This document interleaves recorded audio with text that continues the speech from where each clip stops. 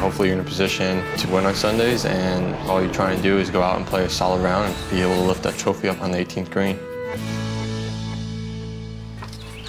I don't really have an outfit that I wear every Sunday or color like a Tiger Woods or Ricky. I'm going to be wearing a bright lime green, whatever color you want to call it, but it's going to be bright out there today.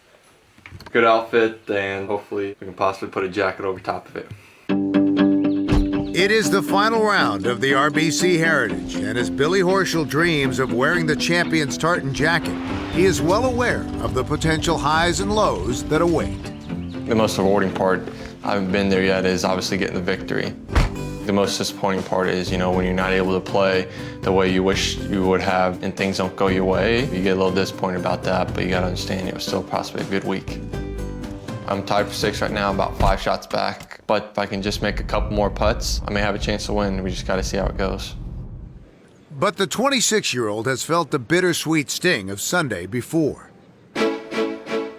Riding 2 consecutive top 3 finishes and 12th in the FedEx Cup point standings entering the week, Horschel is having the best year of his young career.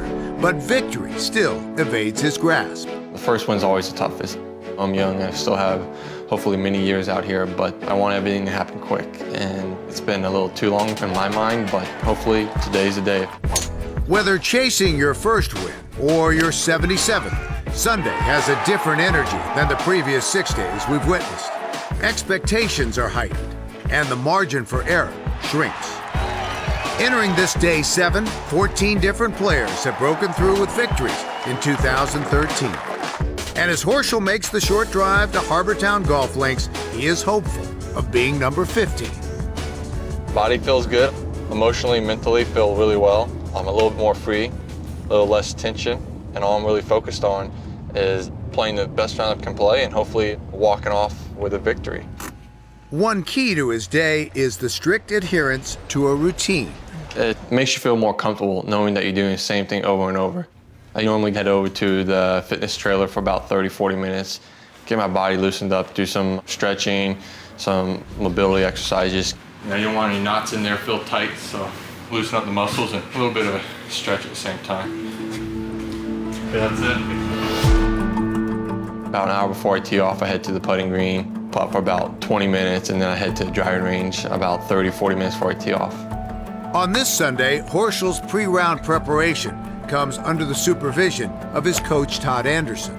There's a lot of guys around him that are obviously very seasoned and won in tough conditions, and so he's just going to have to go out and play his game and play a solid round and just see how it holds up. If I can just stay patient, keep giving myself opportunities, whether it leads to a victory, I don't know, but we're playing in some tough conditions, so I just got to play my game and see where it all falls at the end. On the tee, please welcome Billy Horschel. Just 3 shots off the lead entering day 7, he stumbles out of the gate with 2 bogeys and a birdie on the first 3 holes.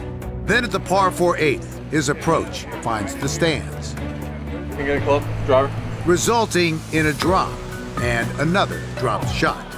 He makes the turn 2 over on his round, and the 30-mile-per-hour winds are starting to impact his strategy. The main thing when the wind's blowing is just trying to control your ball flight, not get the ball too high in the air where the wind can affect it.